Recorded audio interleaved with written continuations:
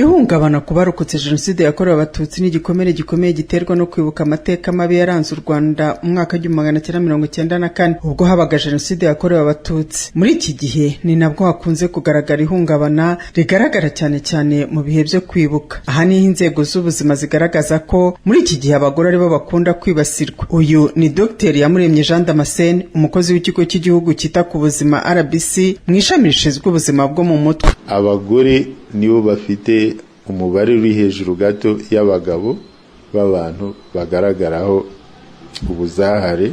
Iyo ufashe mu bagore gusa bigera muri 23%, birenze 80%. Depression nayo igaragara mu bagore kurusha abagabo. Abagabo indwara zo mu mutwe zabo zirihisha cyane. Abagore bafite uburyo bworoshye bwo kugaragaza amarangamutima. Ababyeyi bapfakajwe na Jenoside yakorewe Abatutsi mu Rwanda mu mwaka wa 1994 batujwe mu mudugudu wa Rugendabari, akagari ka Kankuba, umurenge wa Mageragere mu karere ka Nyarugenge, nabo bemeza ko bagira ihungabana cyane cyane ryaturutse ku bikomere batewe na Jenoside.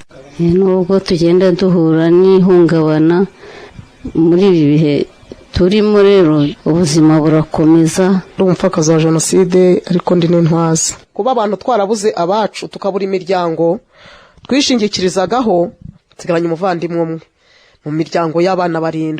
Urumva ko ni ikibazo cyangezeho gikomeye cyane. Nta data wacu ngira, nta mama wacu ngira. Ya 2011 nta n'umuntu twavuganaga, ntago nabashaka kuvuga no kujya kwibuka nge, ntago najyaga njyayo. Nabonaga n'umuntu w'umugabo sinshake kumureba, nari mfite ihungabana rikomeye cyane.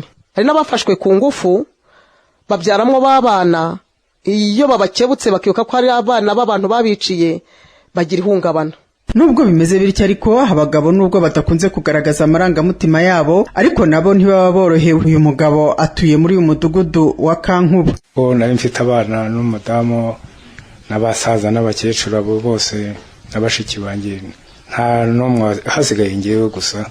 Ibintu bigoranye iyo bijemo cyane, rero binsaba kuba ndi hamwe aho abantu bansakuriza, nkaryama sinsinzire, ngahora ndimo ntekereza abantu banjye. Ariko nyuma yaho nagiye kwa muganga bansangamo mfite umuvuduko. Ibyo byose nibituka ku ihungabana. Muri iyi minsi bikunze kumbaho, sinshobora kuryama atari byo ndimo gutekereza.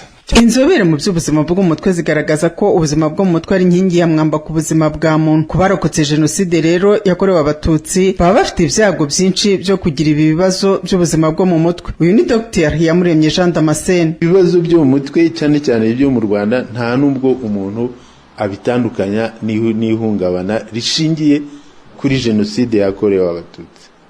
Niba umuntu ukotse Jenoside yakorewe Abatutsi afite ibyago byinshi gera ku hejuru ya 50% kuba yagira ihungabana, ari naryo ryongera uwo mubare. Ihungabana nicyo twita depression, iraho bihurira, kimwe gikurura ikindi. Ubushakashatsi bwakozwe ku bantu kuva ku myaka 14 kugeza kuri 65 ku buzima bwo mu mutwe bugaragaza ko umubare munini w'abafite ibibazo ari kuva ku myaka 14 kugera kuri 40.